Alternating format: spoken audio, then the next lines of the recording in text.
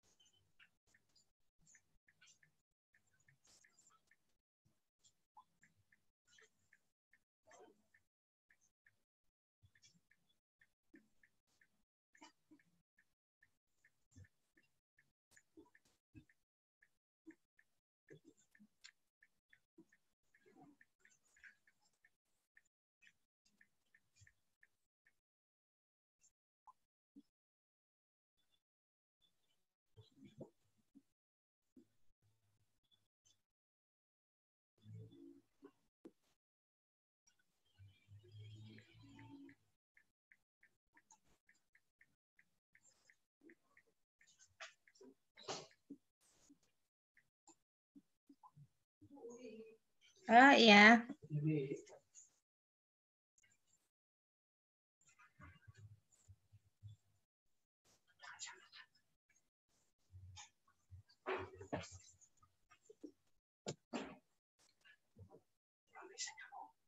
Udah, belum mulai.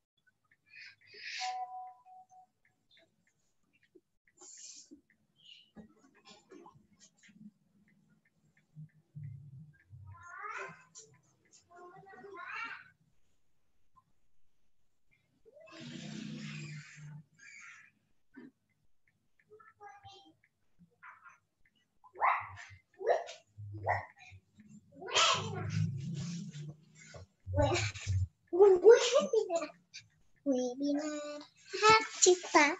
Webinar hak cipta.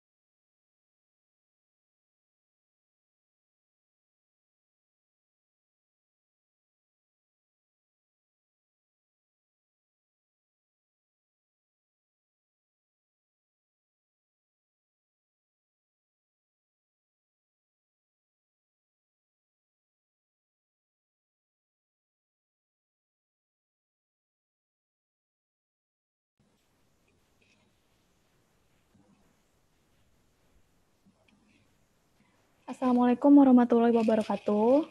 Selamat siang Bapak Ibu semua. Semoga kita semua berada dalam kondisi yang sehat. Saat ini kita sudah tergabung dalam Fakultas Hukum Unpad Webinar Series dengan judul Pemanfaatan Objek Hak Cipta pada Platform Digital dalam Masa Pandemi COVID-19. Saat ini sudah bergabung bersama kita Ibu Dr. Rika Ratna Permana, SHMH. Selamat siang Ibu Rika. Selamat siang Bu Amel. Ya, juga sudah bergabung Ibu Dr. Tasya Safiranita Ramli, SHMH. Selamat siang Bu Tasya. Selamat siang Bu Amel, Bu Rika. Ya,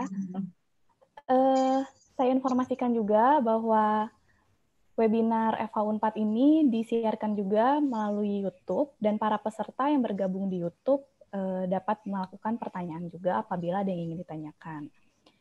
Sebelum kita memulai kegiatan pada hari ini, perkenalkan saya Amelia Cahyadini yang akan berlaku sebagai moderator pada hari ini. Dan dua narasumber kita sudah bergabung di sini. Yang pertama ada Ibu Rika dan yang kedua ada Ibu Tasya. Saya ucapkan juga selamat bergabung kepada para ibu yang sudah bergabung dalam Zoom dan juga yang sudah ikut berpartisipasi melalui video YouTube. Sebelum kita memulai acara, saya akan membacakan CV singkat dari narasumber kita. Yang pertama, Ibu Rika. Ibu Rika adalah dosen Fakultas Hukum Unpad untuk mata kuliah Hukum Kekayaan Intelektual dan Hukum Perdata Internasional dengan fokus riset pada bidang-bidang hukum kekayaan intelektual. Pembicara kita yang kedua, Ibu Dr. Tasya, adalah dosen Fakultas Hukum Unpad yang menggeluti bidang hukum teknologi informasi komunikasi dan kekayaan intelektual. Ibu Dr. Tasya menyelesaikan pendidikan S1, S2, dan S3 di Fakultas Hukum Unpad, dan juga memiliki fokus riset yang sama, yaitu berfokus pada hukum teknologi informasi komunikasi dan kekayaan intelektual.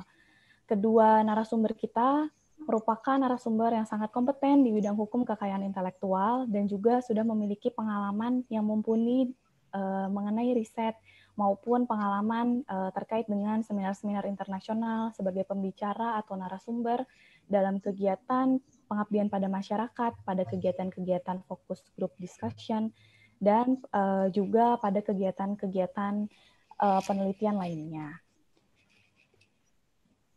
Baiklah, para hadirin, Bapak Ibu yang sudah bergabung, pada hari ini kita akan membahas bahwa inovasi digital pada revolusi industri 4.0 yang sudah terjadi di Indonesia berkaitan dengan berbagai objek dalam berbagai bidang, baik dari segi ekonomi, dari segi teknologi, juga dari segi kekayaan intelektual, khususnya terkait dengan hak cipta.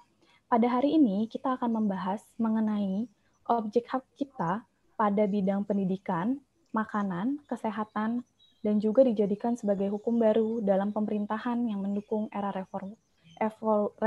revolusi industri 4.0.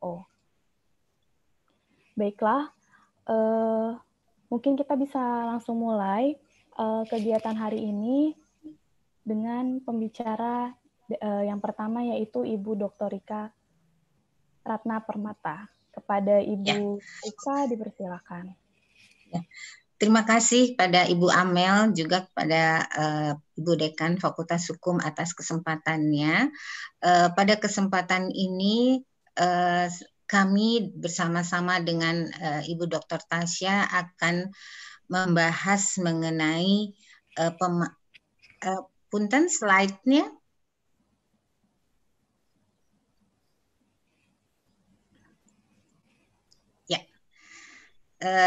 Jadi tadi seperti dikemukakan bahwa kami berdua akan membahas mengenai pemanfaatan objek hak cipta pada platform digital dalam masa pandemi COVID-19. Jadi kenapa kami mengambil topik seperti ini? Karena kita tahu bahwa saat ini kita sedang mengalami masa stay at home di mana kita banyak memanfaatkan platform digital dalam kehidupan sehari-hari, sehingga kami tertarik untuk mencoba membahas topik tersebut, khususnya dalam pemanfaatan objek hak cipta. Ya. Pada kesempatan ini juga saya sama Ibu Tasya tuh dibantu juga sama Gloria, ya, mahasiswa Fakultas Hukum juga, untuk membantu ini. Ya, slide berikutnya.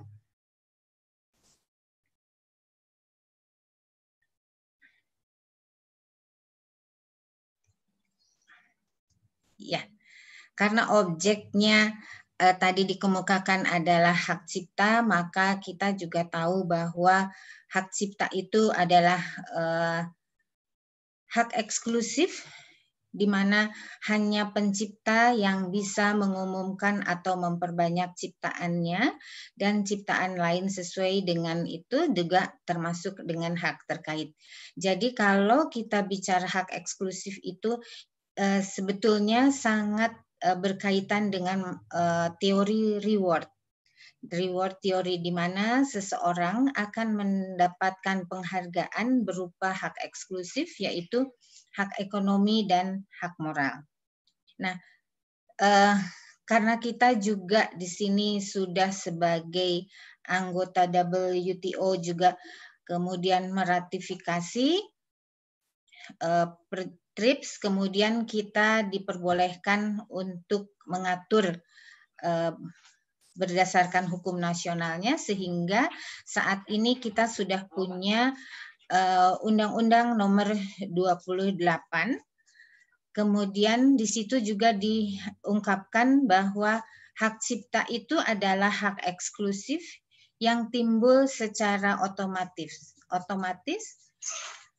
Kemudian karena dengan automatically protection, maka itu berkaitan dengan suatu prinsip deklarator, yaitu suatu prinsip di mana pada kenyataannya tidak perlu didaftarkan, jadi begitu kita menciptakan seketika itu juga mendapatkan perlindungan. Nah, ini juga kemudian hak cipta itu harus diwujudkan dalam bentuk yang nyata, ya. Jadi harus diwujudkan dalam bentuk nyata. Di situ juga ada pembatasan-pembatasan tertentu yang sesuai dengan peraturan perundang-undangan. Ya. Yang berikutnya, slide ya. Nah, ini juga sangat berkaitan dengan sekarang, kondisi sekarang, di mana kita banyak memanfaatkan lagu, film, dan sebagainya. Jadi termasuk ke dalam ruang lingkup hak cipta, di mana hak cipta itu merupakan bagian dari kekayaan intelektual yang meliputi lagu, karya seni, sastra, program komputer, dan aplikasinya. Ya. Next. Iya. Tadi seperti dikemukakan bahwa kalau kita bicara hak eksklusif itu, selain hak ekonomi, di sini juga tercantum hak moral. Hak moral itu adalah hak yang melekat pada diri pencipta, pelaku, dan tidak dapat dihilangkan. Kemudian itu juga tercantum di dalam pasal 5 Undang-Undang Nomor 28 tahun 2014, yaitu tetap bahwa kita harus mencantumkan nama kalau kita melakukan sitasi dan sebagainya, kemudian juga harus mencantumkan nama yang nama aliasnya, kemudian kita juga tidak diperbolehkan mengubah ciptaan, kemudian juga harus mempertahankan haknya di dalam ciptaan tersebut untuk menjaga kehormatan diri atau reputasinya. Jadi pada dasarnya hak moral itu hak yang melekat, sehingga kita dalam keseharian sebagai pengajar kita boleh mengutip, tapi tetap harus mencantumkan sumbernya ya. Jadi itu menjadi hal yang penting. Ya. Berikutnya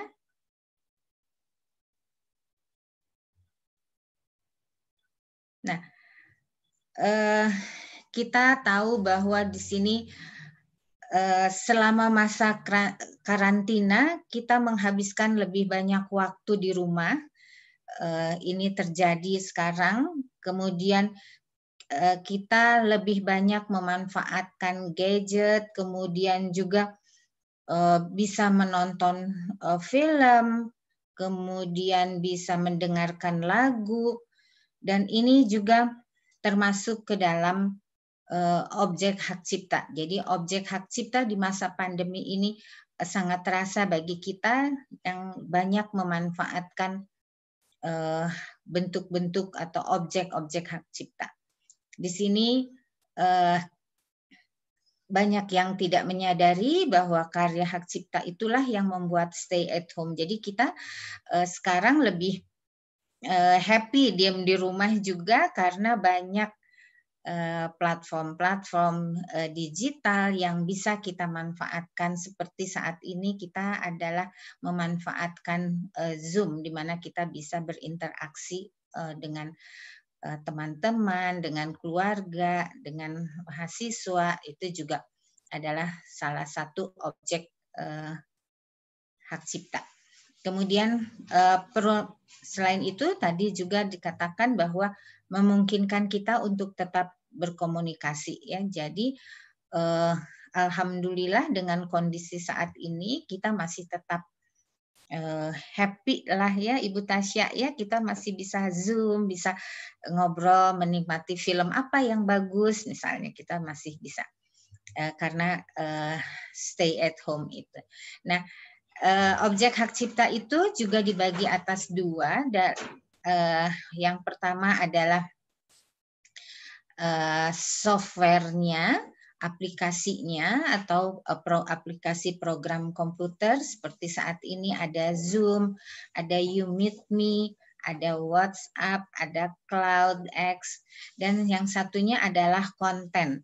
Nah, mungkin konten hak cipta ini justru yang kita lagu, film. Saat ini kita bisa mendengarkan lagu-lagu yang dinyanyikan oleh artis-artis terkenal sesama artis, kemudian kadang-kadang lagunya itu dirubah nadanya tetap, tapi kemudian kata-katanya dirubah disesuaikan dengan kondisi saat ini, di mana biasanya lagu-lagunya memberikan semangat, memberikan anjuran bahwa please kita harus diam di rumah dengan menjaga social distancing dan sebagainya ya. Jadi itu termasuk ke dalam objek hak cipta.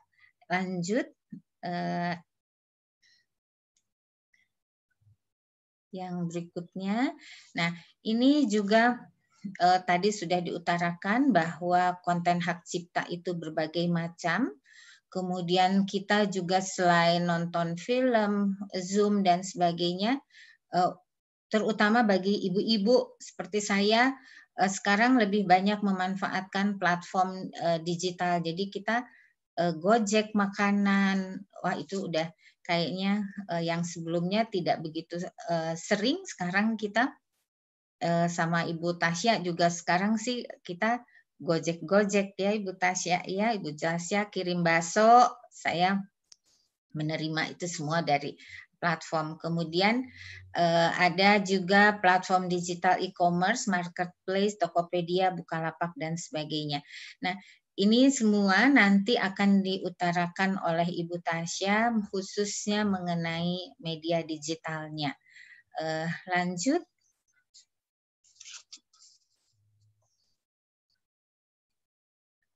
Yang berikutnya, nah, jadi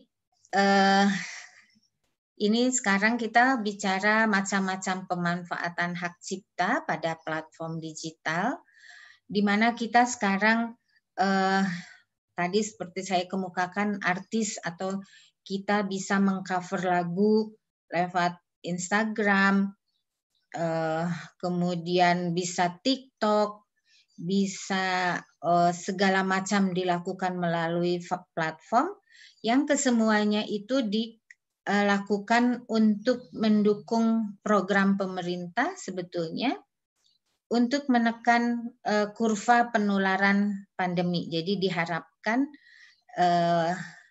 dengan salah satunya kita lihat advokasi publik, itu semua adalah bertujuan adalah untuk menekan kurva penularan pandemi, sehingga di sini advokasinya itu berupa video kampanye cuci tangan, poster sosialisasi mencegah penularan virus, dan konten kampanye berkaitan dengan di rumah saja. Kemudian juga pemanfaatan hak cipta itu selain yang kita sama-sama lihat atau dengarkan juga, selain advokasi publik, kita ada manfaat lain yang sangat berkaitan bagi kita yang berkecimpung di dalam pendidikan. Kita bisa mendapatkan soft copy buku pelajaran secara gratis, sekarang banyak sekali. Kemudian ada webinar, kuliah online, dan juga anak-anak dari TK sampai SMA semua adalah diharuskan study from home, atau kita juga malah mengajar melalui atau mempergunakan platform Zoom, ya. Jadi itu adalah beberapa macam yang terkait dengan hak cipta yang banyak dipergunakan dalam masa pandemik ini. Ya, berikutnya saya persilahkan kepada Ibu Dr. Tasya untuk mengemukakan mengenai digitalnya atau yang berkaitan dengan OTT, ya. Silakan. Baik, terima kasih Ibu Rika. Assalamualaikum warahmatullahi wabarakatuh. Selamat siang Bapak dan Ibu dan teman-teman mahasiswa. Mungkin untuk memanfaatkan waktu, saya akan melanjutkan pemaparan tentang media over the top.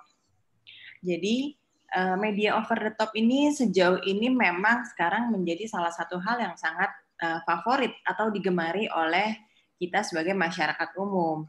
Tidak hanya di Indonesia saja, tapi juga di seluruh dunia. Semasa pandemi COVID-19 ini, salah satu media over the top yang memang digemari oleh masyarakat umum, diantaranya seperti apa yang sudah dikatakan oleh Bu Rika, yaitu yang pertama, yang ratingnya tertinggi adalah sejauh ini YouTube. Di mana platform digital YouTube ini memiliki hal yang memang sangat digemari oleh masyarakat umum. Kita bisa melakukan streaming melalui media digital YouTube. Kita juga apabila kita terlambat menonton sesuatu hal, kita juga bisa langsung mengalihkannya kepada media YouTube. Jadi sekarang sudah memang beralih dari yang tadinya ada pada TV konvensional, sekarang kita beralih kepada era digital atau yang dinamakan dengan disrupsi digital. Nah, selanjutnya, salah satu hal juga yang memang digemari oleh masyarakat, terutama anak muda sekarang itu adalah platform digital Netflix, di mana semasa pandemi COVID-19 ini, dengan adanya platform digital Netflix, itu sangat mendukung kita untuk tetap stay at home. Jadi kita juga tidak merasa bosan, kita tetap ada di rumah, kita juga bisa menonton film-film yang memang kita gemari. Dan tadi juga Bu Rika sudah menyampaikan untuk marketplace yang memang untuk memudahkan kaum Kartini di tanah air kita, salah satunya adalah GoShop. GoShop juga bisa membantu kita untuk melakukan belanja pada toko-toko atau supermarket yang memang ingin kita tuju, tanpa harus keluar rumah. Selanjutnya ada juga platform digital Happy Fresh. Happy Fresh itu sangat membantu kita untuk melakukan belanja groceries, di mana platform digital Happy Fresh itu membantu kita dalam hal apapun yang berkaitan dengan toko-toko yang memang ada di online shop juga dia bisa, tapi dia juga bisa melakukan belanja pada toko-toko yang memang merupakan suatu outlet yang berada di suatu wilayah. Jadi Dengan platform-platform inilah yang memang bisa memudahkan kita untuk melakukan sesuatu hal dengan tetap stay at home. Oke, next. Slide berikutnya. Media over the top. Sebetulnya apa sih yang dinamakan dengan media over the top? Berdasarkan surat edaran Menteri Kominfo nomor 3 tahun 2016, media over the top itu merupakan suatu layanan konten, baik berupa data, informasi, atau multimedia yang berjalan melalui jaringan internet. Jadi pada intinya, media over the top ini memang tidak bisa terpisah dengan jaringan internet. Istilahnya, layanan OTT atau media over the top ini adalah layanan yang menumpang karena sifatnya memang dia beroperasi di atas jaringan internet milik sebuah operator telekomunikasi. Salah satu hal yang memang mudah sekali bisa kita ingat yaitu adalah WhatsApp. Pada saat kita menggunakan WhatsApp, itu kita tidak harus dan tidak wajib memiliki pulsa. Tapi dengan pulsa 0 pun, selama kita sudah membeli kuota data, kita bisa melakukan komunikasi melalui media digital atau platform digital WhatsApp. Yang kedua, pada saat kita tidak memiliki kuota data, kita tidak memiliki pulsa, tapi kita tersambung dengan jaringan Wi-Fi atau jaringan internet, kita tetap bisa melakukan komunikasi melalui media WhatsApp tersebut. Jadi media over the top ini memang terbagi ke dalam beberapa hal. Kalau untuk komunikasi salah satunya yaitu tadi ada WhatsApp, untuk sosial media kita punya Facebook, kita punya Instagram buat teman-teman anak muda yang memang sangat menggemari. Nah, lalu untuk marketplace kita juga ada yang berhubungan dengan e-commerce, diantaranya adalah misalnya ada Tokopedia, ada Blibli, ada Bukalapak, Traveloka juga termasuk ke dalam salah satunya. Nah, selanjutnya penyedia layanan aplikasi dan atau konten media over the top ini merupakan jaringan yang memang tidak bisa terlepas dari jaringan internet.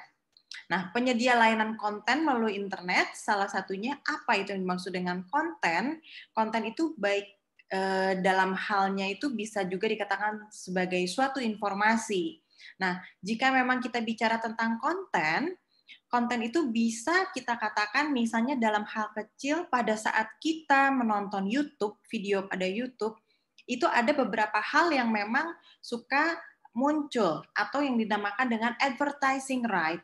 Jadi pada saat Bapak, Ibu, dan teman-teman mahasiswa di sini membuka platform digital YouTube, biasanya itu suka ada advertising. Nah, itu merupakan salah satu konten yang memang menumpang pada platform digital YouTube dan merupakan salah satu bagian dari hak cipta. Oke, next slide berikutnya.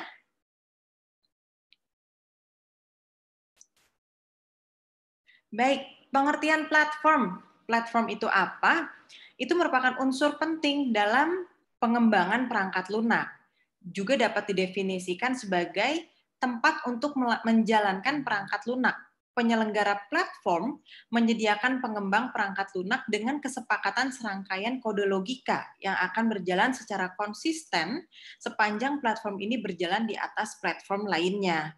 Jadi, platform ini memang bisa saling menumpang. Nah, sebetulnya kalau misalnya kita lihat di sini salah satu contohnya saya ambil ada Traveloka, ada juga Tokopedia, ada juga Instagram, ada juga Facebook, ada juga WhatsApp. Masing-masing dari platform ini bergantung juga pada platform-platform lainnya. Pada saat kita mengunggah atau kita ingin melakukan belanja melalui Traveloka atau Tokopedia, di balik dari semua platform yang kita lakukan itu ada platform pendukung-pendukungnya. Baik, next, slide berikutnya.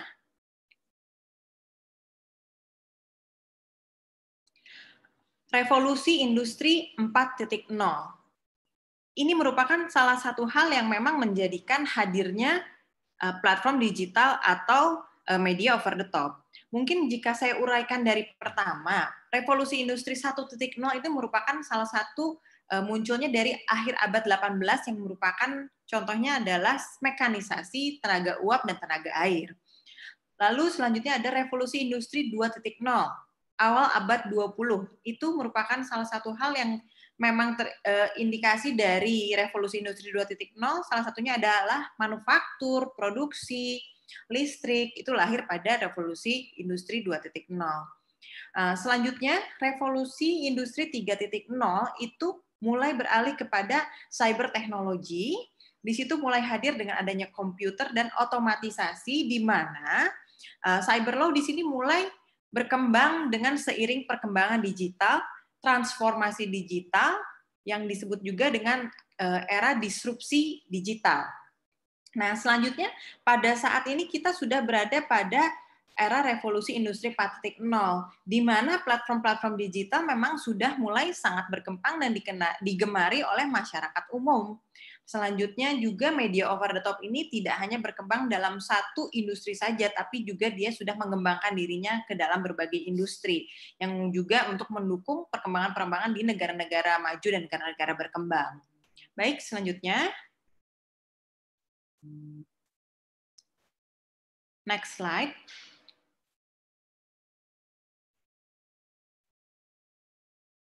Media over the top pada platform digital. Sekarang hampir semua orang masyarakat umum tidak pernah tidak mendownload atau menginstall platform-platform digital pada cellphone-nya. Minimal aja masyarakat umum pasti sudah memiliki WhatsApp. Saya rasa sejauh ini masyarakat umum tidak ada yang memang tidak bergantung dengan adanya platform digital pada media over the top ini. Jadi ini merupakan salah satu kebutuhan primer yang memang dijadikan suatu hal yang memang cukup penting bagi masyarakat secara umum. Next, slide berikutnya.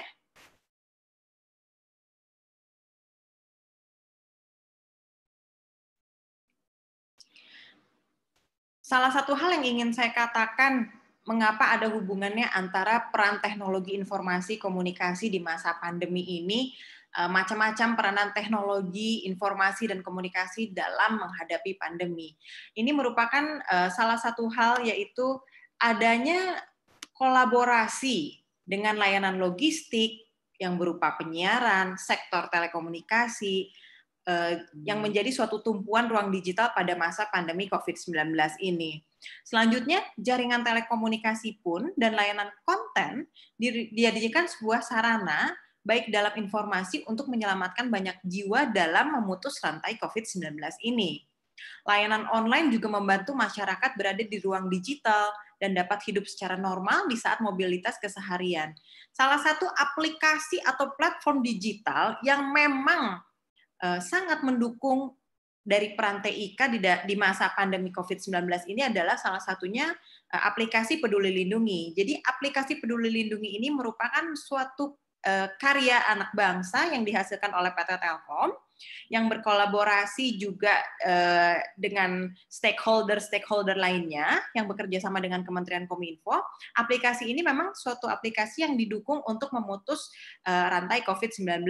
Aplikasi ini memang didedikasikan oleh PT Telkom kepada pemerintah untuk memutus rantai COVID-19. Sebetulnya apa sih hubungannya dengan hak cipta? Seperti apa yang tadi dikatakan oleh Bu Rika, bahwa dalam hak cipta itu terdapat dua hal. Yang pertama, adanya suatu objek hak cipta. Yang kedua, adanya suatu konten pada hak cipta. Jika suatu objek pada hak cipta itu dikatakan salah satu hal atau contohnya adalah aplikasi pada platform digital.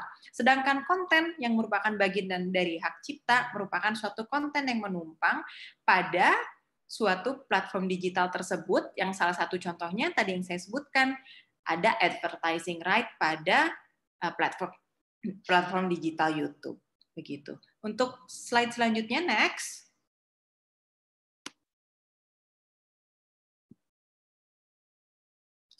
Aplikasi Peduli Lindungi.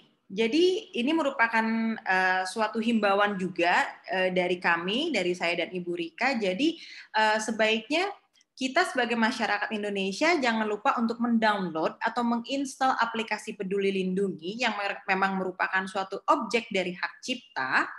Ini untuk mengurangi tersebarnya atau terpaparnya masyarakat umum dari virus COVID-19 ini. Jadi aplikasi Peduli Lindungi ini memang aplikasi yang memang sudah didaftarkan kepada Direktorat Jenderal Kekayaan Intelektual yang ditujukan untuk memutus rantai COVID-19. Aplikasi ini juga bisa dilakukan diinstal atau di-download dari iPhone ataupun Android. Jadi tujuan dari aplikasi ini kaitannya dengan paparan kami, ini merupakan suatu objek hak cipta yang memang ditujukan salah satunya untuk memutus mata rantai COVID-19. Next.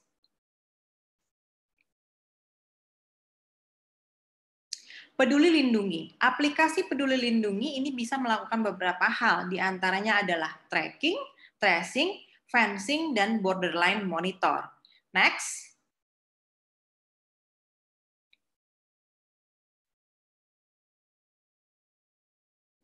Sebetulnya apa sih fungsi dari aplikasi Peduli Lindungi ini?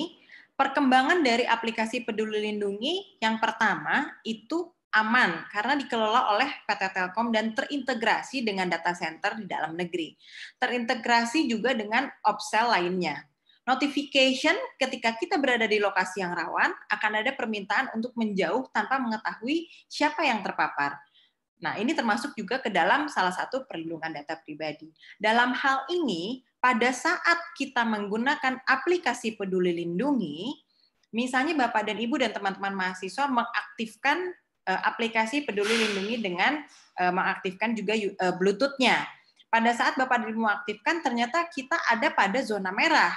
Nah, kadang kita juga penasaran, sebetulnya pada saat kita berada pada zona merah, apakah orang yang memang terpapar COVID-19 itu berada dekat dengan kita atau tidak. Tapi aplikasi ini memang dia bekerja dengan radius ratusan meter. Jadi bisa saja pada saat kita cek kita berada pada zona merah, orang yang terpapar COVID-19 itu berada misalnya satu kelurahan dengan kita. Jadi tidak terlalu dekat, tapi dia memang bisa mengecek dengan ratusan radius dari lokasi pada Bapak Ibu berada. Feature self-assessment dengan rekomendasi rumah sakit atau apotek terdekat. Jadi pada saat kita misalnya sudah mengetahui, kita bisa terindeks bahwa harus kemana kita berangkat. Itu. Selanjutnya, pengembangan layanan telemedicine bagi ODP, PDP, dan positif COVID-19. Aplikasi Peduli Lindungi ini juga memang melalui keputusan Menteri Kominfo nomor 171 tahun 2020 ditetapkan sebagai penyelenggara tracing, tracking, dan fencing melalui infrastruktur, sistem, dan aplikasi telekomunikasi untuk mendukung surveillance kesehatan yang menjamin perlindungan data pribadi disesuaikan dengan undang-undang yang berlaku. Sebetulnya tracking, tracing, dan fencing ini sejauh ini itu apa? Tracking itu yang pertama bisa melihat pergerakan seseorang yang memang positif COVID-19. Yang kedua, tracing, mengetahui dengan siapa saja yang positif COVID-19 itu melakukan interaksi, dan fencing memberikan batasan bagi seseorang yang memang dalam pengawasan. Baik, selanjutnya, next.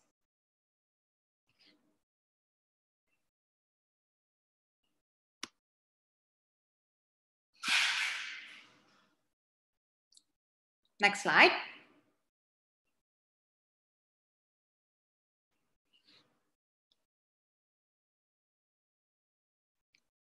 Baik, ini hanya sekedar hasil penelitian dari kami dan dalam paparan ini juga saya menyampaikan bahwa sejauh mana sistem hak cipta itu di berbagai negara.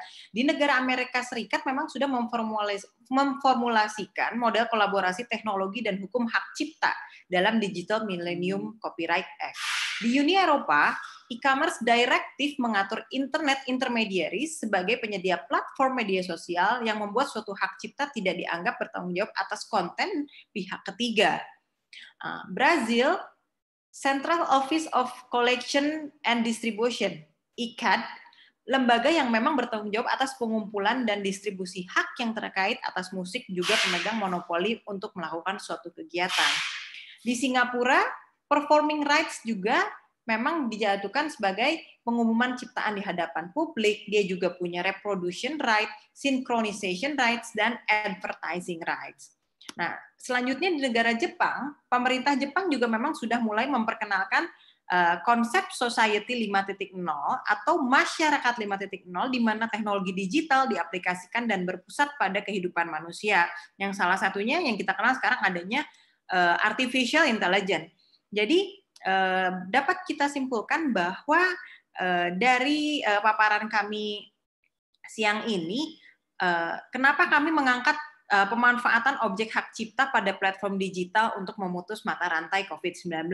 Jadi di balik semua itu tadi juga Ibu Rika sudah mengatakan sekarang sudah banyaknya lagu-lagu karya cipta dari para pencipta yang memang mereka recycle hanya untuk menjadikan itu kampanye untuk tetap stay at home. Jadi beberapa hal yang kami dapat itu bahwa masyarakat umum dari beberapa pencipta juga memang mereka memberikan karya ciptanya itu tersebut untuk menjadikan itu suatu kampanye yang memang dijadikan untuk hubungan sosial publik. Jadi mereka memang mendukung untuk masyarakat Indonesia ini untuk tetap stay at home dengan merelakan hasil karya ciptanya membuat suatu lagu yang dijadikan sebuah kampanye, baik itu dalam bentuk cuci tangan atau lagu-lagu yang tetap dikatakan untuk stay at home tanpa mereka merasa haknya itu dilanggar, karena ini memang atas izin dari para pencipta yang dijadikan suatu amal dalam suatu hubungan sosial publik ini. Mungkin itu sekedar paparan dari saya. Terima kasih Bu Amel, silahkan kembali ke moderator. Baik, terima kasih Ibu Rika dan Ibu Tasya. Tadi penyampaian materi sudah langsung disampaikan setelah dari Ibu Rika dan langsung disampaikan oleh Bu Tasya. Kepada Bapak Ibu partisipan dapat melakukan pertanyaan melalui fitur Q&A. Mungkin sekarang kita bisa buka sesi tanya jawab. Sambil menunggu sesi tanya jawab, tadi saya akan meng-highlight beberapa hal yang saya rasa itu cukup menarik gitu. Bahwa hak cipta ini merupakan hak eksklusif, artinya mungkin dari Bapak Ibu para partisipan ada yang ingin menanyakan terkait dengan bagaimana sih sebenarnya munculnya hak cipta ini, bagaimana sebenarnya perlindungan terkait dengan hak cipta ini gitu. Terus juga tadi sudah disampaikan oleh Bu Rika dan Bu Tasya bahwa banyak sekali platform yang kita gunakan atau media over the top yang kita gunakan yang itu sangat berkaitan dengan kehidupan kita sehari-hari.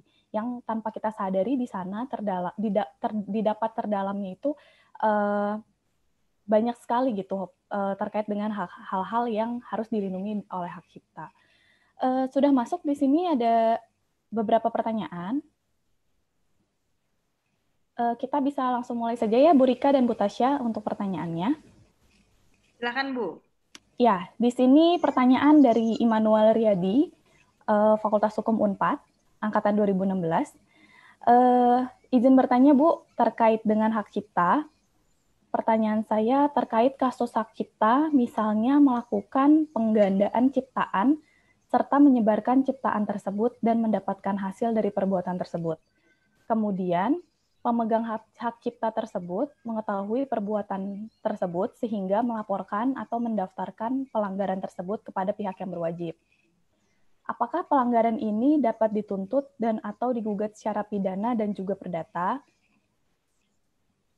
Di samping itu, pemegang hak cipta tersebut secara pribadi juga mengalami kerugian, yaitu tidak mendapatkan hasil atas penggandaan tersebut, sebagaimana disebutkan dalam pasal 98 KUHP, Kitab Undang-Undang Hukum Acara Pidana, mengenai penggabungan perkara pidana dan perdata. Bagaimana ya Bu? Terima kasih sebelumnya. Mungkin mau dibacakan dulu Bu Rika, Bu Tasya pertanyaannya atau mau langsung dijawab satu-satu? Atau bagaimana Bu Tasya, langsung saja dulu mungkin ya? Atau nanti? Baik, boleh Bu Rika. Bu Rika menjawab nanti mungkin sedikit menambahkan saja Bu. Iya. Terima kasih pada Immanuel. Jadi tadi ada kasus penggandaan di mana pemegang hak cipta itu merasa dirugikan karena adanya penggandaan tanpa izin tentunya. Kalau misalnya penggandaan dengan izin itu biasanya tidak merupakan pelanggaran hak cipta. Tapi di sini dilakukan pelanggaran hak cipta dengan melakukan penggandaan tanpa izin, sehingga di sini akan dikatakan sebagai pelanggaran hak cipta karena satu, melanggar terhadap hak ekonomi. Kita tadi tahu bahwa Kalau melakukan penggandaan tanpa izin itu akan melanggar hak eksklusif, diantaranya hak ekonomi dan hak moral. Apalagi misalnya kalau kaitannya dengan hak ekonomi, itu nanti berkaitan dengan masalah nilai, value, dan sebagainya. Nah, pihak yang dirugikan seperti kita ketahui di dalam Undang-Undang Hak Cipta bahwa sekarang kita menganut kalau ada pelanggaran, kita bisa berdasarkan dengan prinsip delik aduan, di mana orang yang dirugikan biasanya boleh melakukan penuntutan. Di sini pelanggaran terhadap hak ekonomi juga bisa dilihat di dalam pasal.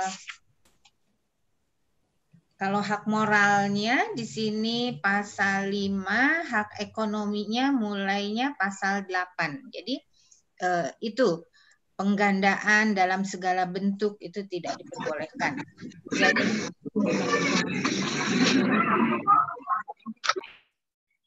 Jadi si pencipta boleh melakukan penuntutan, kemudian prosesnya kepada pengadilan niaga dengan memohon atau menyelesaikan perkaranya secara perdata. Biasanya memohon ganti rugi. Dan memang di dalam KUH ada dengan Undang-Undang Hak Cipta juga ada ancaman pidananya. Tapi kalau kita menuntut secara pidana, apakah itu cukup efektif atau tidak? Jadi biasanya melakukan penuntutan dengan penuntutan secara perdata, memohon kerugian itu sudah cukup. Ya, mungkin itu Immanuel. Mungkin Ibu Tasya mau menambahkan? Baik, saya rasa memang saya sepakat dengan apa yang dikatakan Bu Rika bahwa sejauh ini dikarenakan hak cipta itu memang suatu delik aduan, jadi memang ada yang tadi juga dikatakan dari Immanuel, bagaimana jika ada yang melakukan penggandaan, jika memang itu sudah melanggar pada hak ekonomi, memang itu ditujukannya kepada dikenakan ganti rugi perdata, seperti itu. Jadi dari hal ini memang dapat kita simpulkan juga bagaimana hak cipta itu kan memang terdiri dari dua ya, hak moral itu adalah hak yang melekat pada diri pencipta, sedangkan hak ekonomi itu memang yang berhubungan dengan biasanya yang dikomersialisasikan, yang memang ada berhubungan dengan hak ekonomi. Mungkin itu saja dari saya. Ya, telah bergabung di sini Immanuel. Mungkin ada lagi tanggapannya? Sebelumnya Bu, terima kasih banyak Bu atas jawabannya. Sudah sangat jelas Bu. Saya sudah menangkap dari jawaban dari Ibu kedua Ibu. Terima kasih banyak Ibu. Ya, terima kasih Manuel. Kita lanjut ke pertanyaan selanjutnya Bu Rika dan Bu Tasya. Dari Rini Estu Samara, selamat siang. Apakah ada permasalahan hak cipta dihubungkan dengan aplikasi Peduli Lindungi dalam kasus COVID-19 di Indonesia? Bu Tasya mungkin baik. Terima kasih Bu Moderator. Saya mungkin sedikit menjawab dari apa pertanyaan dari Ibu Rini. Apakah ada permasalahan hak cipta dihubungkan dengan aplikasi Peduli Lindungi dalam kasus COVID-19 di Indonesia ini? Jadi pada intinya adalah seperti yang tadi saya sudah sampaikan, bahwa jika kita mengurut dari kekayaan intelektual itu kan merupakan sesuatu hal yang memang banyak produknya. Produknya salah satu dari kekayaan intelektual itu adalah hak cipta. Nah, dari hak cipta ini memiliki dua hal. Hak cipta itu memang berkaitan, erat kaitannya dengan hukum teknologi setelah kita memang ada pada era revolusi industri 4.0 ini. Yang pertama, bahwa pada era revolusi industri 4.0 ini, hak cipta itu memiliki dua hal, yaitu satu, objek hak cipta. Objek hak cipta itu yang diantaranya adalah aplikasi-aplikasi yang memang sekarang sudah digemari oleh Bapak dan Ibu dan teman-teman mahasiswa. Dan yang kedua, itu merupakan salah satunya adalah konten dari hak cipta itu sendiri. Nah, kalau misalnya ditanya tadi apakah ada permasalahan hak cipta, saya rasa sejauh ini antara hubungan hak cipta dengan aplikasi Peduli Lindungi ini merupakan salah satu objeknya karena dia memang merupakan suatu aplikasi yang memang dihasilkan dari hukum teknologi yang erat kaitannya dengan hak cipta. Nah, berbeda dengan memang kalau misalnya adanya suatu konten, perbanyakan konten tanpa hak yang memang dikomersialisasikan. Tapi dalam hal ini, aplikasi Peduli Lindungi ini merupakan suatu objek atau aplikasi yang memang bertujuan untuk hal positif dan memang dia tidak memanfaatkan hal-hal yang berbau negatif dengan hal lainnya. Aplikasi Peduli Lindungi ini jadi memang betul-betul suatu objek baru, aplikasi baru yang dibuat dikarenakan kita berada pada masa COVID-19 ini dan memang bertujuan untuk memutus rantai COVID-19 di negara kita. Sebetulnya ini banyak juga hal-hal yang memang sama dengan aplikasi Peduli Lindungi. Salah satunya memang negara Singapura sudah memiliki aplikasi yang sama persis seperti ini, itu adalah Trace Together. Jadi aplikasi yang di Singapura ini memang sudah lebih dulu berjalan dibandingkan dengan negara Indonesia. Tapi negara Australia, sepanjang penelitian saya, dia itu baru punya sekitar beberapa hari yang lalu dengan aplikasi yang memang mirip dengan aplikasi Peduli Lindungi ini, yang memang bertujuan untuk memutus rantai COVID-19 ini, yang memang digunakan untuk agar masyarakat di negaranya masing-masing itu untuk tetap stay at home. Jadi dengan adanya tujuan dari aplikasi ini, kita juga jadi lebih aware bahwa oh ternyata kita ada pada zona merah, oh ternyata kita ada pada zona hijau yang memang betul-betul ditunjukkan oleh aplikasi ini. Sempat juga ada juga yang memang bertanya bahwa kok bisa pada saat menit yang sama saya menggunakan iPhone dan saya menggunakan Android, tapi hasilnya itu berbeda.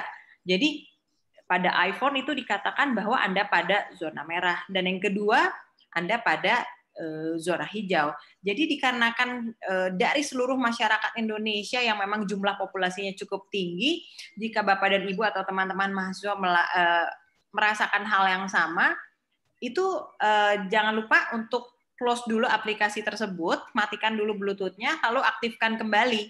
Nanti aplikasi tersebut dia akan bekerja. Jadi setelah dari situ, Bapak dan Ibu dan teman-teman mahasiswa akan terupdate akan berada pada zona apa. Mungkin itu Ibu Moderator, sekedar jawaban saya untuk Ibu Rini. Ya, mungkin Ibu Amel, saya menambahkan sedikit. Dari Ibu Tasya sudah baik banyak keterangannya, tapi saya akan menambahkan bahwa setiap aplikasi atau sistem penyelenggara elektronik sendiri, dia harus mempunyai suatu prinsip yang sesuai dengan duty of care namanya. Jadi bahwa setiap penyelenggara sistem elektronik itu harus handal dan juga aman. Jadi mungkin itu menambahkan, jadi harus handal dan aman. Jadi sistem nanti kaitannya dengan masalah tanggung jawab. Jadi kalau handal, kalau aman, jadi orang lain masyarakat untuk mengupload atau menginstall Peduli Lindungi itu cukup aman ya. Ya, itu saja. Ya, baik. Terima kasih Bu Rika, Bu Tasya. Mungkin kita bisa berlanjut ke pertanyaan yang selanjutnya. Diinformasikan juga kepada para Bapak Ibu bahwa pertanyaan tidak hanya dapat dilakukan oleh partisipan yang berada dalam aplikasi Zoom, tapi juga dapat dilakukan oleh partisipan yang berada atau ikut serta dalam aplikasi YouTube. Saat ini kita sudah mendapat pertanyaan dari YouTube. Pertanyaan disampaikan oleh Bapak Idris kepada Ibu Rika dan Ibu Tasya. Pertanyaannya adalah, apabila ada pelanggaran hak cipta lintas negara, apakah ada contohnya? Lalu kalau ada kasus-kasusnya, apakah masuk ke dalam pengadilan internasional? Pengadilan internasional yang mana? Terima kasih. Mungkin mau dijawab oleh Bu Rika atau Bu Tasya? Bu Tasya, mau silahkan? Dan kita cari contohnya ya. Baik, terima kasih Pak Idris atas pertanyaannya. Mungkin sejauh ini kalau misalnya lagu yang memang sebagai suatu karya cipta yang memang jadi suatu pelanggaran antar negara, sejauh ini yang saya bisa lihat itu misalnya kalau negara Indonesia itu memiliki salah satu halnya adalah lagu yang memang kami populerkan, misalnya lagu-lagu khas negara Indonesia atau lagu-lagu daerah yang ternyata juga memang dipopulerkan di negara terdekat kita, misalnya Malaysia. Seperti salah satu contohnya adalah lagu Ampar-Ampar Pisang yang memang lagu Ampar-Ampar Pisang itu dibuat oleh salah satu pencipta dari negara kita, ternyata di negara Malaysia mereka juga melakukan hal yang sama dengan melodi lagu tersebut, tapi sedikit diubah pada liriknya. Dan ini merupakan suatu pelanggaran. Jadi karena menurut kami ini adalah jika lagu daerah itu memang sudah diberikan haknya untuk menjadikan suatu hak atau objek yang dimiliki oleh negara, artinya negara Malaysia itu memang sudah melanggar dari hak kami. Jadi jika yang saya tahu bahwa suatu lagu itu jika memang sudah dimiliki oleh suatu negara, dia akan tercatat. Jadi dikarenakan suatu hal pada lagu ini memang dilakukan, sebetulnya ini bukan jadi suatu perbanyakan atau penggandaan, tapi dia memang seperti merecycle lagu kami. Karena kebetulan saya juga pernah mendengar pada suatu hari itu, saya mendengar lagu Ampar-Ampar Pisang itu dinyanyikan oleh orang Malaysia, tapi dengan sedikit lirik yang berbeda. Tapi sepanjang pengetahuan saya, setelah saya cek, ternyata lagu ini memang sudah dikatakan milik daerah kami, negara Indonesia, di mana ini merupakan suatu lagu daerah yang memang diciptakan juga oleh orang Indonesia. Dan pada suatu saat kami cek juga, ternyata memang lagu ini memang sudah dikatakan suatu lagu dari suatu daerah yang ada pada negara Indonesia. Mungkin itu Bu Rika bisa menambahkan, Bu? Ya, terima kasih. Jadi Pak Idris, jadi memang banyak sekali setiap negara selalu mengambil atau mengubah lagu-lagunya yang dimiliki oleh negara lain. Misalnya tadi Ampar-Ampar Pisang, selain itu juga banyak kadang-kadang lagu India yang kemudian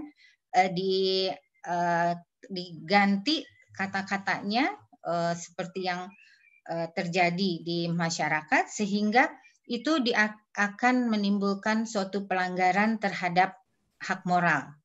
Nah, jadi ada lagu yang di cover, dirubah, kemudian juga merupakan pelanggaran terhadap hak ekonomi, apalagi kalau misalnya lagu tersebut dikomersialisasikan. Jadi di situ dianggap pelanggaran terhadap hak eksklusif, diantaranya hak ekonomi dengan hak moral. Tapi kalau misalnya perubahan tersebut dengan izin, maka kita otomatis tidak dianggap sebagai suatu pelanggaran. Tapi karena di sini tanpa izin, biasanya akan dikatakan sebagai pelanggaran terhadap hak ekonomi atau hak moral. Seperti yang tadi dikemukakan bahwa untuk hak cipta itu adalah sifatnya adalah deklaratif. Jadi begitu kita selesai menciptakan, begitu seketika itu juga kita mendapatkan perlindungan hak. Sehingga biasanya tadi seperti yang dikemukakan oleh kami bahwa delik yang dianut oleh Indonesia itu adalah delik aduan, dan biasanya sepanjang yang dirugikan, misalnya pencipta merasa dirugikan, di sini bisa melakukan penuntutan. Dalam hal terjadi perbedaan warga negara, nah kita sudah meratifikasi konvensi TRIPS, maka kita akan menyesuaikan badan yang ada di dalam TRIPS itu untuk kemana pengadilannya yang akan kita ikuti. Ya, itu mungkin Bu Amel.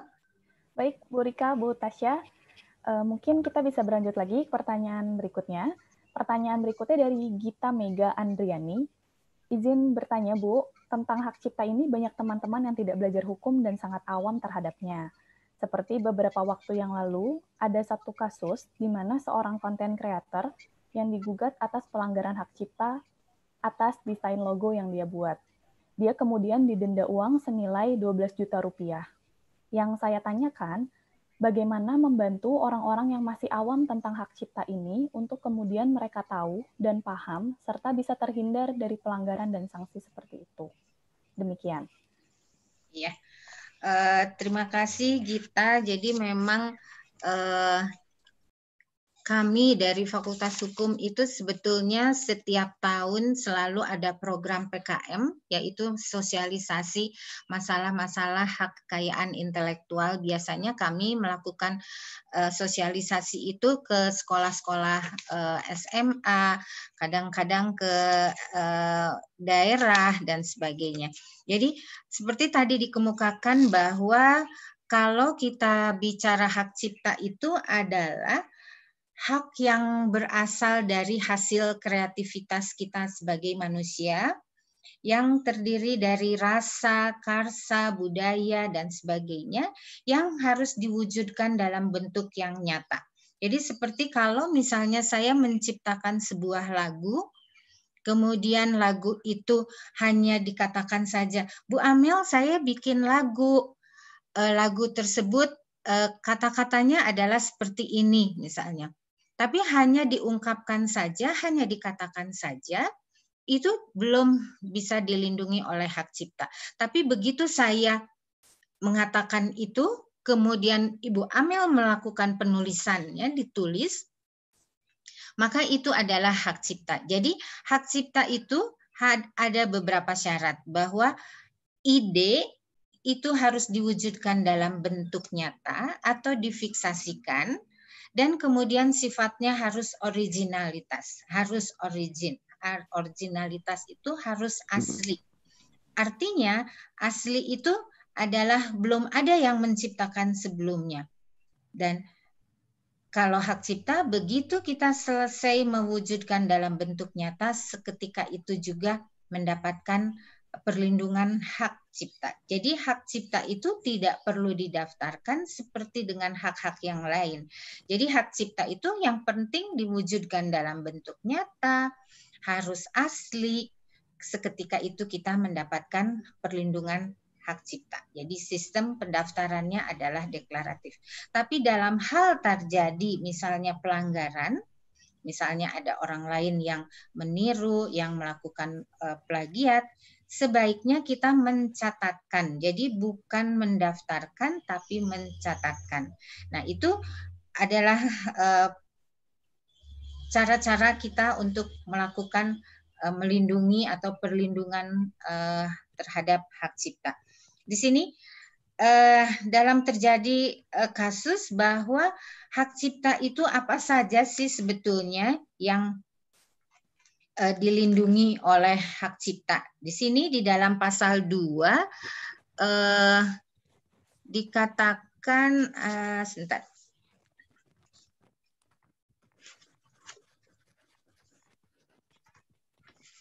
Jadi yang termasuk ke dalam hak cipta itu bisa berbagai macam, diantaranya tadi sudah dikemukakan itu adalah lagu, kemudian film, semua yang termasuk ke dalam ide, ya. Jadi ide seorang manusia yang diwujudkan dalam bentuk nyata. Jadi bisa berbagai macam yang bisa melindungi atau termasuk ke dalam objek hak cipta. Dalam kasus itu adalah logo. Jadi kalau kita bicara logo itu bisa dua macam. Apakah logo itu bisa berupa tanda atau tanda sebagai daya pembeda, maka dia akan dilindungi berdasarkan hak merek. Tapi kalau ciptaannya dia bisa berdasarkan hak cipta. Nah, di sini kasus itu kemudian timbul, nanti kita akan membuktikan berdasarkan tadi syarat-syarat hak cipta. Dia betul atau tidak sebagai pencipta. Kalau dia sebagai pencipta, maka yang akan dimenangkan tentu adalah pencipta. Tapi nanti akan dibuktikan di pengadilan dia adalah sebagai pencipta atau tidak. Kemudian juga itu adalah asli atau tidak. Kalau misalnya asli, oh betul, berarti itu adalah yang penciptanya adalah X misalnya. Jadi itu semua nanti yang akan dibuktikan oleh pengadilan siapa sih sebetulnya pemilik dari ciptaan tersebut. Nanti upayanya atau tindakan hukum yang bisa dilakukan, kita berbagai macam, bisa melakukan tuntutan ke pengadilan, khusus kalau haki itu khusus ke pengadilan niaga, nanti kita bisa menuntut, tadi seperti Bu Tasya katakan, bisa menuntut ganti rugi, bisa menuntut secara perdata, meskipun ada aspek pidananya dan sebagainya. Ya, itu saja mungkin. Ibu Tasya, mangga ada tambahan? Baik Bu, sudah cukup saya rasa untuk pertanyaan Ibu Gita. Saya sepakat dengan Ibu Rika. Ya, terima kasih Bu Gita. Terima kasih, Bu. Ya, terima kasih Bu Rika, Bu Tasya. Selanjutnya, ini sudah masuk beberapa pertanyaan, cukup banyak sepertinya. Ya. Sekarang saya akan membacakan ada 3 pertanyaan yang kurang lebih agak mirip-mirip sebenarnya. Jadi mungkin ini nanti bisa dijawab bersamaan. Jadi saya akan bacakan dulu 3 pertanyaan ini. 3 pertanyaan ini dari Martina Sugondo, Gina Safa Maharani, dan Dr. Yulia, dosen FH Unimal dari Lok Semawe. Sekali ya bisa bergabung bersama kita di sini. Saya akan membacakan pertanyaannya satu persatu dari Martina. Terkait konten TikTok atau Instagram, saat ini di acara infotainment suka mengambil konten pengguna TikTok dan Instagram yang menarik untuk disiarkan. Apakah pembuat konten TikTok atau Instagram tersebut bisa menuntut royalti? Itu pertanyaan dari Martina. Lalu dari Gina, Fakultas Hukum Unpad Angkatan 2016, izin bertanya, bagaimana cara untuk meminimalisir pelanggaran hak cipta di dalam dunia maya seperti plagiarisme? Karena saat ini banyak yang beranggapan bahwa semua karya cipta yang sudah diupload ke dunia maya adalah milik publik, sehingga dapat digunakan tanpa seizin pencipta. Lalu pertanyaan dari Dr. Yulia, Ibu Rika, khusus untuk Ibu Rika, bagaimana dengan hak cipta yang diunggah oleh orang lain melalui media online tanpa izin, seperti diunggah melalui Instagram atau melalui YouTube? Terima kasih. Silakan Ibu Rika dan Ibu Tasya untuk menjawab pertanyaan. Baik, Bu Rika izin menjawab. Ya, mangga Bu Tasya. Terima kasih Ibu Moderator. Baik, saya mencoba menjawab pertanyaan dari Ibu Martina dan Mbak Gina. Jadi bagaimana sebetulnya dari saya yang baca ini termasuk ke dalam suatu komersialisasi konten. Jadi ini merupakan suatu komersialisasi konten hak cipta yang ada pada Jadi kalau misalnya kita bicara tentang komersialisasi konten yang memang tanpa seizin dari platform digital itu, salah satu halnya yang tadi saya sudah sampaikan, contohnya adalah konten yang memang menumpang pada aplikasi platform digital YouTube. Jadi, nah lalu untuk bagaimana sih upaya hukum apa yang memang seharusnya memang harus digunakan oleh kami dari pihak pengguna atau misalnya dari pihak platform digitalnya itu atau dari pihak penciptanya. Jadi saran dari saya berdasarkan penelitian yang memang saya juga sudah sering melakukan dengan Bu Rika, itu salah satunya adalah harus ada kolaborasi atau kerjasama antara dua institusi atau lembaga yang berkaitan. Jadi misalnya tentang teknologi digital, itu suatu konten yang berdasarkan lahir dari suatu platform digital, jadi harus ada kesinambungan suatu hukum yang dibuat atau regulasi dari Kementerian Kominfo yang memang berkaitan dengan salah satu konten pada hak cipta tersebut. Yang kedua, kolaborasi dari Kementerian Hukum dan HAM, Ditjen Kekayaan Intelektual, juga memang harus mengeluarkan suatu regulasi yang memang berkaitan atas suatu konten pada media atau aplikasi platform digital tersebut. Salah satunya di sini juga ada yang menanyakan dari salah satu penanya, apakah bisa menuntut royalti? Jadi sejauh ini memang Ditjen Kekayaan Intelektual itu sudah memiliki LMK dan LMKN, di mana pemangku LMKN ini adalah pemerintah pusat dan LMK ini adalah suatu lembaga yang ditunjuk untuk menarik royalti-royalti tersebut.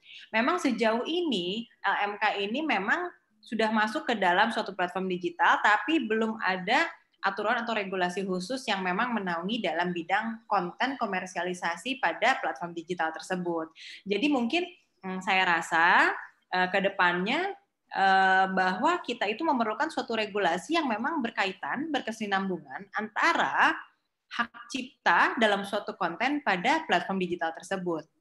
Selanjutnya, tadi juga Bu Rika sudah mengatakan bahwa dalam hak cipta itu berhubungan dengan dua hak ya, Bu ya.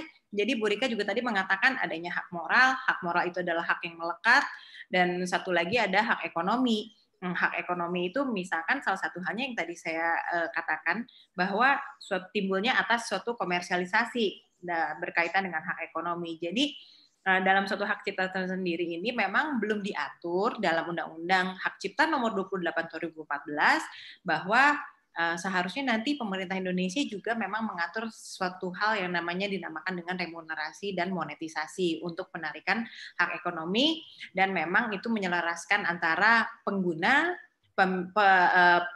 pencipta, dan juga pemangku pada platform digital itu.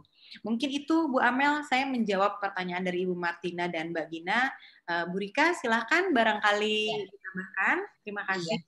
Iya, terima kasih Ibu Tasya, tadi sudah lengkap. Mungkin saya menambahkan tadi dengan terkait masalah royalti. Kita tadi sudah dikemukakan oleh Ibu Tasya bahwa kita sudah ada badan yang khusus mengkolek royalti. Tapi dengan satu syarat bahwa pencipta itu harus menjadi anggota LMK itu sendiri. Jadi kalau misalnya pencipta belum menjadi anggota, itu jadi permasalahan, akan sulit untuk mendapatkan royalti yang tadi seperti Ibu Tasya katakan. Kemudian juga Gina, bagaimana sih cara meminimalisir ya? Jadi kembali lagi bahwa kita harus mempunyai suatu prinsip diantaranya yaitu fair use atau mempunyai itikat baik. Jadi memang betul kita dengan adanya digital kita lebih mudah ya, sekarang browsing saja kita begitu banyak mendapatkan artikel yang bagus, tapi kita tetap harus memperhatikan tadi seperti Ibu Tasya katakan bahwa kita harus memperhatikan hak ekonomi dengan hak moralnya. Jadi kita itu harus tetap menghargai karya orang lain dengan cara mencantumkan footnote dan sebagainya. Kecuali kalau misalnya untuk ada pembatasan-pembatasan tersebut yang ada di dalam Undang-Undang Hak Cipta. Tapi dalam hal yang tadi dikatakan oleh Gina, kita untuk menghindari plagiarisme itu harus mematuhi fair use atau itikat baik. Jadi tetap kita harus menghargai hasil karya cipta orang lain. Dan kemudian tadi dari Ibu dari Lok Sumawe, terima kasih Ibu sudah bergabung. Jadi dalam masalah kadang-kadang kita menciptakan sesuatu misalnya kemudian kita unggah di dalam YouTube. Kalau misalnya seperti ada lagu yang diunggah, kemudian pihak penciptanya tersebut dengan anggapan bahwa dengan diunggahnya ke YouTube itu menjadi lagunya itu menjadi beken, yang sebetulnya misalnya lagu itu tidak dikenal, tapi setelah melalui YouTube dikenal oleh masyarakat banyak. Dalam hal biasanya kalau seperti itu tidak merupakan pelanggaran, tapi biasanya akan menjadi pelanggaran kalau misalnya lagu yang sudah diunggah tersebut kemudian sama Ibu Tasya dirubah tanpa izin, sudah diunggahnya bagus, kemudian yang bekennya bukan saya sebagai pencipta, tapi malah Ibu Tasya sebagai orang yang mengcover kemudian menyanyikan lagu tersebut. Jadi itu namanya cover song. Nah itu justru jadi akan menjadikan permasalahan. Tapi sepanjang Ibu Tasya mendapat izin dari saya, itu tidak menjadikan permasalahan. Jadi nanti keterkaitannya adalah dengan masalah ekonomi tersebut. Tapi kalau misalnya saya penciptanya baik, aduh saya baik banget misalnya, udahlah Ibu Tasya mengcover lagu juga dan Ibu Tasyanya lebih beken dari saya senang saja. Karena saya beranggapan, itu lagu saya dinyanyikan sama Ibu Tasya dirubah sedikit ya, tidak apa-apa. Seperti sekarang yang terjadi di dalam masa pandemi ini, justru tadi dikemukakan oleh Ibu Tasya, artis-artis yang bahkan anak-anak kecil mempergunakan lagu Rasa Sayange, kemudian videonya dia lihat dari pintu dengan harus diam di rumah, itu sebetulnya lagunya lagu Rasa Sayange tapi dirubah dengan sedemikian rupa yang isinya adalah mendukung program pemerintah untuk stay at home. Jadi bisa dikatakan sebagai pelanggaran kalau tidak ada izin dan kemudian dikomersialisasikan, tapi tidak bisa atau bisa tidak dikategorikan sebagai pelanggaran dia kalau ada izin. Ya, mungkin itu Ibu Amel untuk Ibu dari Laksemawe, Ibu Martina. Ya. Bu Amel, Bu Rika izin sedikit aja, mungkin tadi ada yang mengatakan bahwa bagaimana dengan TikTok. Jadi saya sedikit menambahkan aja. Tadi juga kita sudah mengatakan bahwa hak cipta itu kan merupakan delik aduan ya Bu Rika ya. Jadi kalau misalkan tadi pertanyaan dari Ibu Martina, bagaimana dengan yang TikTok itu? Jadi sepanjang memang hak cipta itu merupakan suatu delik aduan dan juga memang bisa dibuktikan bahwa itu merupakan suatu pelanggaran dan memang si penciptanya itu juga merasa dirugikan, nah itu dapat dikatakan suatu pelanggaran. Jadi saya sepakat dengan Bu Rika bahwa jika memang itu seperti halnya tadi, lagu-lagu yang memang dikhususkan untuk suatu amal pada masa pandemi ini dengan tujuan yang baik untuk agar masyarakat kita untuk tetap di rumah dan untuk tetap mengatakan stay at home, tapi mereka sudah melakukan berbagai hal dari suatu karya cipta, itu memang merupakan bukan pelanggaran kalau untuk hal tersebut. Jadi memang intinya di sini kalau menurut pandangan saya bahwa diharuskan ada suatu pembuktian. Mungkin itu Bu Rika ya, Bu Amel, sedikit tambahan saja. Terima kasih. Ya, jawaban yang sangat lengkap. Saya pikir tadi sudah dijawab dengan lengkap oleh Bu Rika dan Bu Tasya. Kita beralih ke pertanyaan selanjutnya. Bu Rika, Bu Tasya, pertanyaan selanjutnya dari Ibu Sinta Dewi.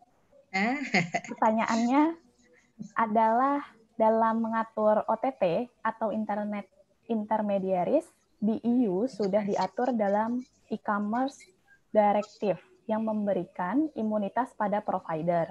Pertanyaannya adalah bagaimana dengan konten negatif atau yang melanggar hak cipta, apakah dibiarkan atau ada pengecualian? Terima kasih. Ya, Bu Tasya, mangga ini terkait dengan OTT dari Ibu Sinta ini. CS. Bu Rika, kesempatannya. Mohon izin, Ibu Sinta, saya ingin memberikan sedikit penjelasan. Bu Rika nanti mohon ditambahkan. Ya. Jadi sebetulnya gini, pada saat ini di Indonesia yang mengatur tentang over the top itu sejauh ini memang baru ada pada Surat Edaran Menteri Kominfo nomor 3 tahun 2016, di mana layanan aplikasi pada media over the top itu merupakan suatu layanan yang memang berkaitan dengan suatu jaringan internet. Terlebihnya pada suatu e-commerce atau UGC yang biasanya itu terkait dengan marketplace pada media over the top itu memang ada pada Surat Edaran Menteri Kominfo nomor 5 tahun 2016. Nah, di sini bagaimana dengan konten negatif atau yang melanggar hak cipta, apakah dibiarkan atau ada kekecualian? Sepanjang pengetahuan saya, mohon masukannya, jadi bahwa Kominfo ini sudah memiliki suatu aduan konten negatif. Jadi dari yang saya ketahui bahwa pada tahun 2019 ini aduan konten negatif pada Kementerian Kominfo ini sudah berkurang. Jadi salah satu halnya kalau misalkan memang ada batasan-batasan apa, Kementerian Kominfo sudah mengeluarkan apa yang dinamakan dengan aduan konten yang bisa diadukan kepada aduan konten @kominfo.go.id.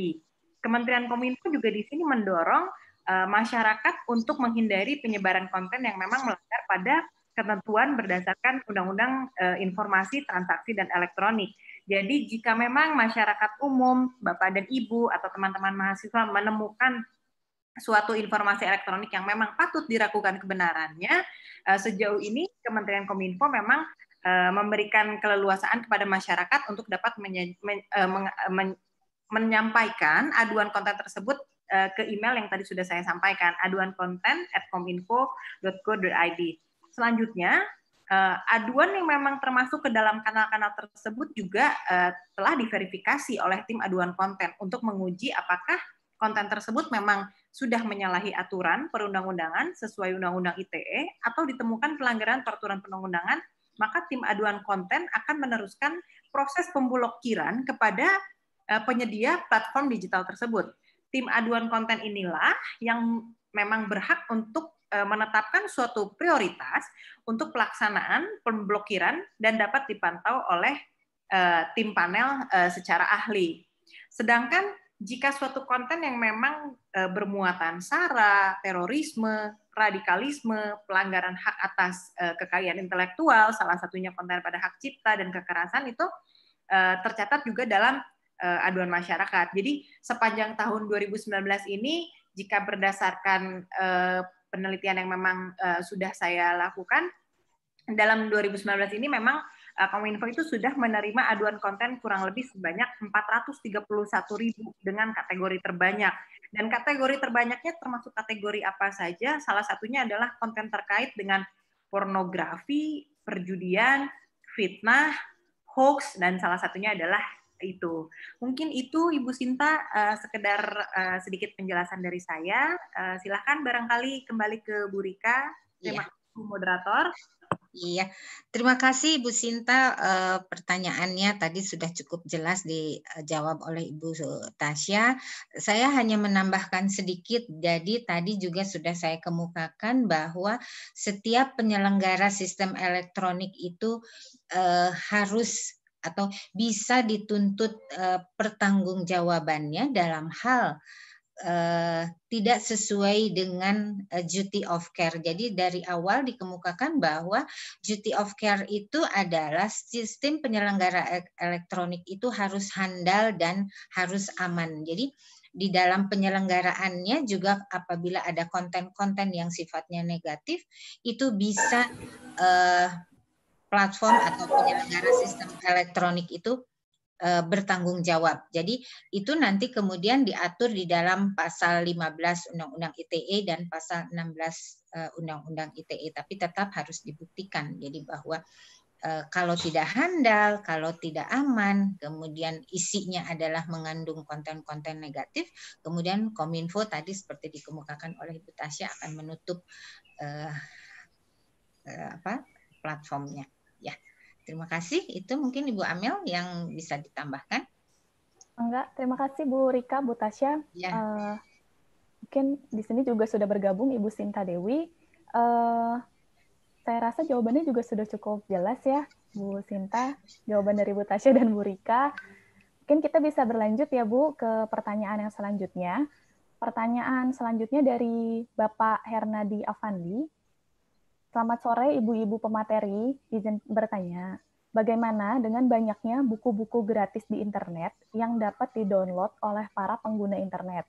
Apakah di situ ada pelanggaran hak cipta dari si penulis? Terima kasih jawabannya. Izin menjawab, Bu Rika. Ya, mangga. Jadi sebetulnya gini, untuk penggunaan e-book itu kan merupakan suatu karya tulis ilmiah yang memang merupakan suatu karya cipta. Nah, e-book ini termasuk ke dalam Undang-Undang Hak Cipta, ada pada pasal 1 ayat 4 bahwa pemegang hak cipta adalah pencipta sebagai pemilik hak cipta atau pihak yang menerima hak tersebut dari si pencipta. Nah, maka berdasarkan Undang-Undang Hak Cipta ini, seorang penulis e-book adalah pencipta yang memiliki hak cipta dari e-book suatu ciptaannya tersebut. Nah, selanjutnya dari pasal 2 juga dapat disebutkan bahwa karena hak cipta ini merupakan suatu hak eksklusif atas suatu ciptaannya, maka hak tersebut timbul secara otomatis setelah suatu ciptaan dilahirkan tanpa mengurangi batasan-batasan menurut peraturan undang-undangan yang berlaku. Jadi seperti apa yang dikatakan Bu Rika tadi, karena hak cipta ini adalah automatic protection ya Bu ya. Jadi berbeda dengan produk-produk KI lainnya, jika merek itu adalah stelsel-nya konstitutif, paten itu konstitutif yang harus didaftarkan dahulu, maka dia akan terlindungi. Sedangkan hak cipta ini Stelsel-nya adalah deklaratif. Jadi di mana dia setelah publish itu dia akan terlindungi, dan hak cipta itu sebetulnya bukan didaftarkan, tapi dia itu adalah dicatatkan sejauh ini. Jadi bentuk perlindungannya adalah seperti itu.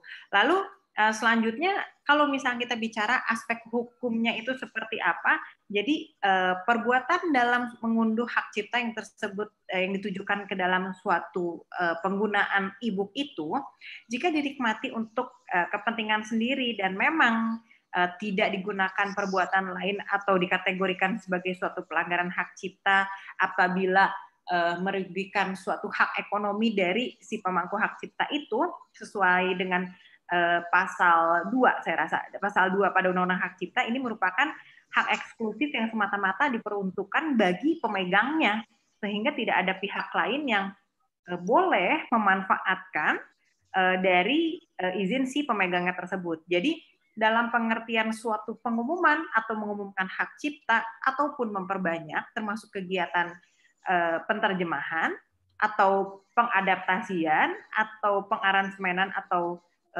pengalihwujudan ya kalau tidak salah. Jadi ini jika memang disiarkan dan direkam dan dikomunikasikan ciptaan kepada publik melalui sarana apapun, jika tidak dikomersialisasikan bukan merupakan suatu pelanggaran. Sebagaimana dalam pasal 72 juga disebutkan bahwa perbanyakan adalah suatu penambahan jumlah sesuatu ciptaan. Jadi dengan demikian jika saran saya, suatu pengunduh e-book itu, baik itu milik penulis Indonesia ataupun luar negeri, dapat dikatakan suatu melanggar hak cipta jika memang memenuhi unsur-unsur pelanggaran hak cipta, sebagaimana yang tadi saya sebutkan dari pasal-pasal hak cipta. Namun, apabila tidak memenuhi salah satu unsur saja dari yang ada pada pasal-pasal Undang-Undang Hak Cipta tersebut, maka tidak dapat dikatakan bahwa pelaku telah melakukan pelanggaran hak cipta. Mungkin itu, Ibu Moderator, sedikit pencerahan. Silakan Ibu Rika, barangkali ada tambahan, Bu. Iya, Pak Hernadi, jadi sudah cukup jelas dari Ibu Tasya bahwa kalau kita mengunduh tetap itu tidak merupakan pelanggaran sepanjang kita tidak mengkomersialisasikan. Dan kalau kita melakukan pengutipan, misalnya itu tetap adalah kita harus mencantumkan dalam footnote. Jadi itu termasuk salah satu hak yang dimiliki oleh pencipta, yaitu hak moral tersebut. Dan dalam kaitannya dengan pengutipan itu juga, tapi kita tidak boleh melakukan pengutipan yang misalnya dalam satu buku ada berapa lembar yang kita kutip, jadi kita juga tetap harus memperhatikan fair use itu. Jadi fair use itu juga menjadi hal yang penting di dalam pengutipan atau tadi yang dikatakan oleh Ibu Tasya. Mungkin itu saja Ibu Amel, Pak Hernadi. Terima kasih Bu Rika, Bu Tasya. Semoga tadi jawabannya juga sudah cukup lengkap Pak Hernadi untuk menjawab rasa penasaran Bapak tadi. Kita berlanjut, mungkin ini akan jadi pertanyaan terakhir yang akan dijawab secara langsung oleh para narasumber kita hari ini, Ibu Rika dan Bu Tasya.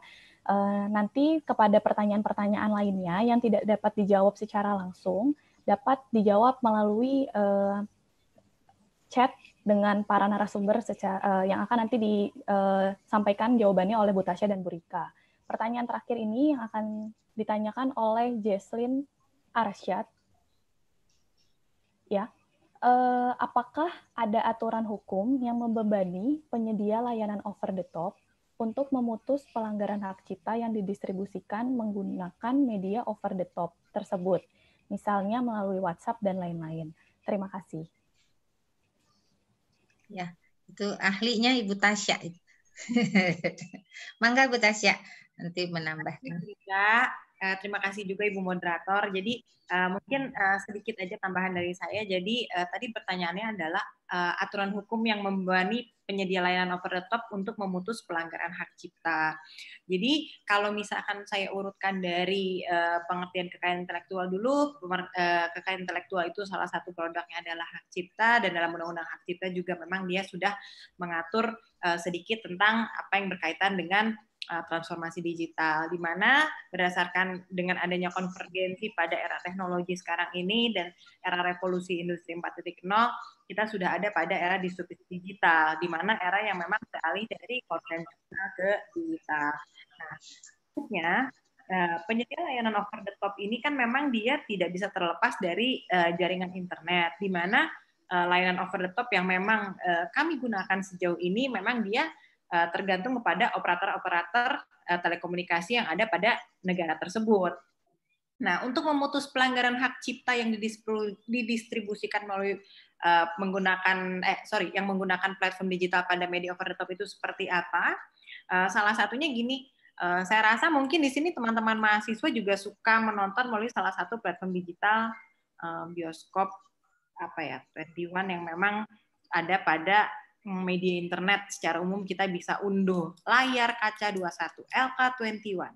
Nah, itu merupakan salah satu platform yang memang isinya dia melakukan perbanyakan secara tanpa hak. Jadi kalau misalkan pertanyaannya Jesslyn Arsyad ini sejauh mana pembatasan-pembatasannya, tadi juga sudah saya katakan bahwa ini memang harus ada kerjasama antara institusi-institusi terkait. Juga harus ada regulasi yang memang mengatur kepada hukum pada platform digital terkait dengan konten hak cipta. Dimana kalau misalkan kita bicara ini, hukum itu kan selalu dicita-citakan sesuai dengan apa yang dikatakan pada Bapak Hukum kita, Mohtar Kusuma Atmaja, hukum ini adalah sifatnya progresif, di mana suatu hak yang dinamakan progresif ini memang dia tidak diam, dia bergerak dan dia mengikuti perkembangan zaman. Jadi mungkin usul dari saya pada saat ini memang harus ada hubungan hukum yang dibuat regulasi sebagai turunan dari payung hukum kita antara regulasi yang memang mengatur tentang perbanyakan atau komersialisasi konten pada platform digital tersebut. Karena sejauh ini memang hanya diatur pada Surat Edaran Menteri Kominfo nomor 3 tahun 2016 tentang penyediaan layanan aplikasi pada media over the top tersebut.